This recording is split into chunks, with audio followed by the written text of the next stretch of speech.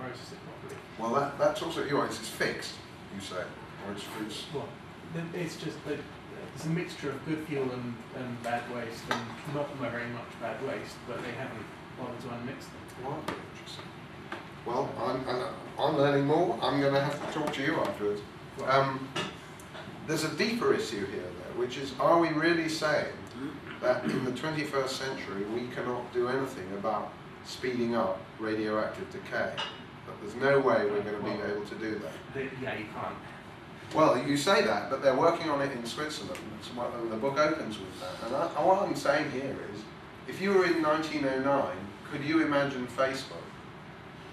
If we're in 2009, are you really writing off the possibility that there's anything we can do about the nucleus? You know, they've got that whole CERN thing looking for the Higgs boson. Right? Are we saying that no, that's not going to bring any benefits, no results?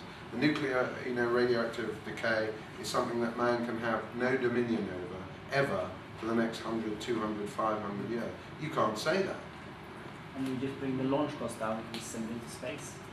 Or even better, send it on a loop in space going really fast, relativistic speeds. You can make it run down its own clock. Well, the simplest thing with anything in terms of nuclear waste, and the problem is it does get the Greenpeace effect, which is take the nuclear waste, take it in a ship to the centre of the Atlantic and drop it straight down the mid-Atlantic into the mantle. There's more radioactive material floating around in the mantle than anywhere else. It would just be subducted into the mantle and mixed in.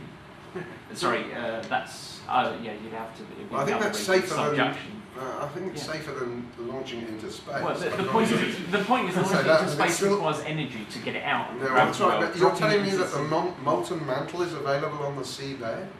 Subduction. You have to find a subduction region where subduction. Where one plate is being sucked under the other. Yes. I think I can clarify that. Sorry, there's a lot of clever scientists. It's what these sensible geologists wrote. The tectonic plates have, at the margins, the way they move, there's a zone called the subduction zone, in which if you place an object near the subduction zone, it will eventually get sucked into the mantle. But it's a long time scale thing. It's not something that would happen overnight. I'm going to Google it. But you can do it. You can drop it close enough that you do it within 100 years. Well, look, I think I'm going to stop for these things because they're all on side. I can't believe it.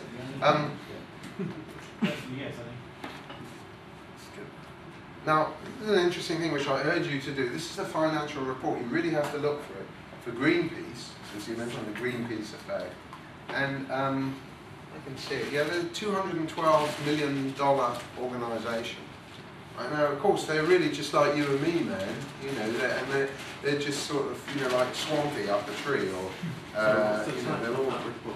Well, you go to the Greenpeace International website, and then you look for financial reports, and this is an erratum that, if you really look, you can get the numbers on there. They're always doing it for Exxon, right? And when I gave a talk in New York recently, I was accused of being a shill. That's to take the shilling of the nuclear power industry, the electric car industry, and also upstate New York utility. I wish I had some fees from any of them. I've not had any of them. Actually, I don't like them very much. I'm not very much in favour of capitalism, but nevertheless, nobody ever turns the heat on these guys. Right? And if you look at the World Wildlife Fund, or you look at a lot of these foundations and so on, they're extremely rich. They're funded by large American corporations. And they reflect the fact that 40-something generation is so worried about losing touch with its kids that it really feels that it has a mission now to save the planet, and nobody can disagree with that. So that's how they're able to get that money. Also, I love the way they make a profit and call it a surplus. Oh, very good. I couldn't get to the small print. I'm sorry it's a bit small. Now, I think I'm nearly done. I just want to conclude by saying, how are we doing for time? Talk for an hour. Yeah, we can move into questions. Okay, just do that in a sec. Here's the guy who founded alternating current, the guy who invented alternating current, Steinmetz. He's also the guy, in 1900, very significantly, who proposed to General Electric that they open a research lab, not just to make new lights, but to research basic principles of science, because he said something might come up, and he's right. And I think it's I'm not a climate skeptic. The book attacks climate skeptics as much as it attacks green alarmists.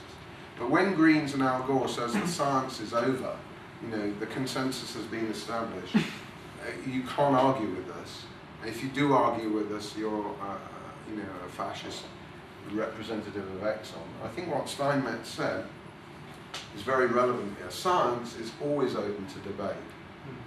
Unless we have free speech on science, including free speech for nutty skeptics, we will get nowhere. Free speech is not just a matter for outraged religious minorities, or rather outraged unelected leaders of religious minorities. It's essential for the forward movement of science. Steinmetz was a terrific guy. He was a 4-foot Silesian Marxist hunchback. And he fixed a problem at GE in the 20s when they couldn't see what the problem was in one of their factories. He sent them a bill for $10,000, and they said, $10,000? All he did was put a chalk mark on the defective part. Can you justify that? He sent them an invoice that said, chalk, 5 cents. Experience in physics, $9,999. So, he's a drinker too. As the founder of GE's lab, Willis Whitney, was a Republican teetotaler. So you had this Republican teetotaler and this Marxist alcoholic, really bringing us GE. Around the world, as I said, the focus and the location for innovation is changing. And the faster you can get out to China and learn 10 words of Chinese and get closer to these people, the more rewarding you'll find. Anybody here been to Shanghai? Do you have a good time? Oh yeah. You from Shanghai, maybe? No, okay. I rode that train too. Oh, good. How was it? Very, very fast. Yeah. Okay. Completely pointless too, because it only goes to it doesn't go to the centre of town. So getting from the station to the centre of town takes you longer than getting from the airport to the station. No, that's right. No, well, yeah. No, look, these are Chinese Communist Party. Don't talk to me about it. They get many things wrong, to say the least. Here's something that, just to give you some further hope, an article in January New Scientist about air capture. That's when you take the carbon dioxide not from a power plant, but from the atmosphere. And you're not just reducing emissions, you are cutting concentrations. And there's various ways you can do it. They run through them here. It's all very experimental, small scale, very expensive. The biggest one is in New Mexico, where they have a certain kind of rust, and the solar power the rust is heated by solar power, and that manages to pull the CO2 out of the atmosphere. You then separate the carbon off, you get some water and you separate the hydrogen. You ram the hydrogen together with the carbon, you can make new fuels. So when Greens say there's only one Earth, God, what an insight.